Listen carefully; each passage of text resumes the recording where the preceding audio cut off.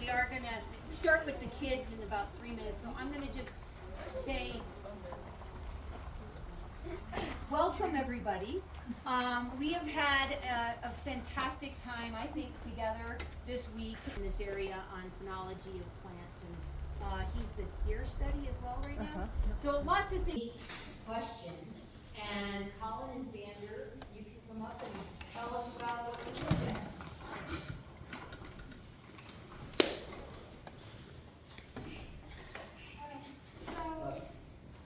Hello, I'm Xander. I'm Colin. We are doing public versus private parking lots. The question is, what are the differences between a public and private parking lot, and what impact do they have on vegetation? Our hypothesis was that the public parking lots would have a lot more worn down foliage and would look like an unhealthy area. So the soil moisture, which basically is like a scale that measures how much soil there is. So Judd Falls, which was the public parking lot, was 1.3. The Rumble private parking lot was 2. The Rumble public visitor parking lot is a 1.5. At the Judd Falls parking lot, we recorded a foliage percentage of 41%. It was awfully dusty there. All the foliage was trampled. I did not see any flowers within like a 3-foot radius of like where the road started. And it was very dusty, and I said earlier, it looked unhealthy. The Rumble Visitor Center, right down there, it came out at a 55%, which was impacted because they have decorative rocks out there, and we couldn't count that as like a foliage percentage. So over there, we kind of recorded that the grass was a lot longer. There weren't picked flowers. It was clean, and it looked pretty healthy. And the final one we measured, the private Rumble parking lot, which is right past that, only like scientists can park there, and that came out at what, 69? And again, the grass was tall. There were a lot of flowers. I did not see any trampled plants, and it just overall looked like the healthiest option. The independent variable, which means the variable that is changed, is the location, which means so we did the test and the calculations.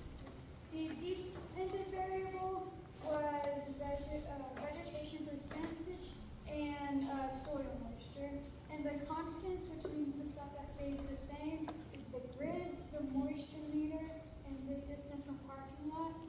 So the materials, this is the soil moisture meter. Basically, it measures the soil. And this is the wooden grid. It measures the percentage of vegetation in the parking lot. Kind of the overall message of what we're saying is just please stay on the trails. If you go off the trail, you're harming the foliage, which it's not a very nice thing to do. Hear, hear.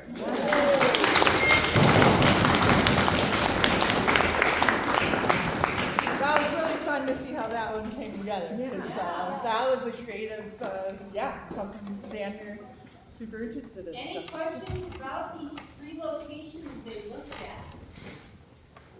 Yes. I have a question, but more on like, what made you guys take? We didn't want to hike a long time to get our stuff. Hey, fair enough. There's some logic there. One thing about their project, they picked areas that had some impact and were different, but they were looking at vegetation percentages a certain amount of distance from the actual parking area. And what they really were, so, yes. Can you tell everybody how you figured out all this information? The grid she's talking about? Are you asking how the grid works? Yeah.